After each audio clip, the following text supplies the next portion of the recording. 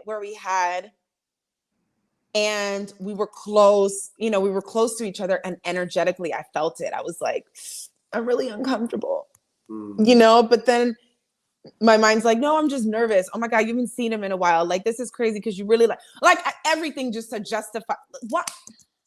Everything to justify. And I knew. I'm so glad you brought that up. That there's that sometimes we think the mind works for us, right? But when we look back on our lives, every dumb thing we did, our mind approved it, right? Or else we wouldn't have done it.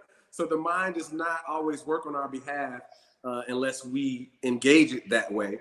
And so what you call your body, I call my spirit. My spirit will not cooperate, right? All the engine lights and everything will come on. But my mind will be figuring out ways to justify it. I call my mind the lawyer, right? My mind is going to lawyer up for whatever it wants, right? And so no one's perfect, and that doesn't necessarily mean that. And you start making up all these excuses and things of that nature.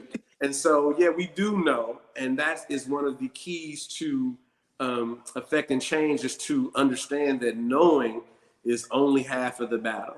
And that, there's a huge gap between acting on what we know and just knowing. And that is the other exercise and the thing that we have to get good at to change our results. It's not just knowing, but it's really, being able to act on that knowledge and act on that knowledge with confidence and swiftly, not drag it on. Because people will drag it on. And oh my God, I said that to someone earlier today.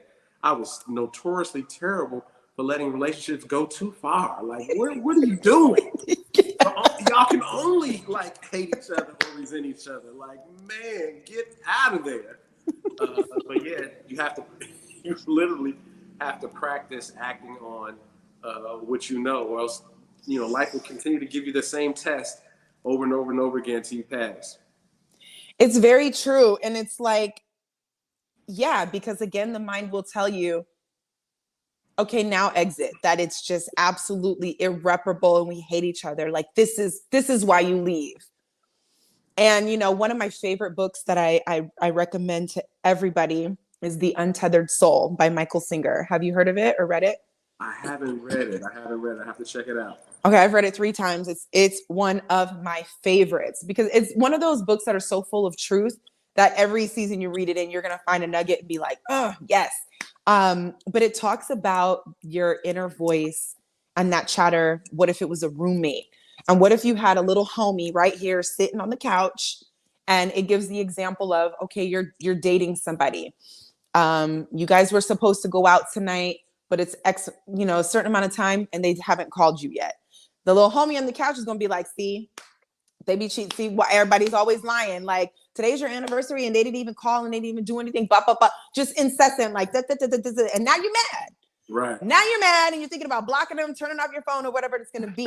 And then 5 minutes later, they can call like, oh my God, this happened. And then my phone died and I was here. I'm so sorry about that. Now they're back to being the best person in the world. And the person's like, oh, see, okay, you knew you had a good one. You should get them flowers. If somebody was really sitting next to you doing that all the time, you would kick them out your house. Right. You would never be like, you wishy-washy. You got to go. I don't even like you like that. But this is what our mind does. And it just talks about how the voice we hear in our mind is not us. We're the ones who are listening to the voice. Absolutely. So who are you really? And when you do that, it just allows you to move from the seat of your soul and drop into your body and we be knowing. But like you said, that the swiftness of moving and the confidence to do so is. Jamie, I'm here to tell you the same way you said, if that was a friend, you would kick them out. That's what you got to do to yourself. You got to be like that voice. You got to be like, hey, shut up. For real. I'm get the, you got to mark, get the step to that voice, or else it will keep talking to you. Ruining your life. Stuff that is not serving you. So you have to treat it the same way as you would that friend. You have to have that same conversation out loud, like, shut it. For real. And sometimes that's why I was like, oh my God, if I start living with somebody, are they going to think I'm crazy? Because sometimes I have to say it out loud. Like, stop. You're just going to be sitting on the couch quietly and be like, stop, don't say it. Like, it's crazy. But I'm willing to do what I have to do to stop the nonsense because it will intentionally ruin your life. It will intentionally ruin your life. no reason. SJ said, maybe I need to let someone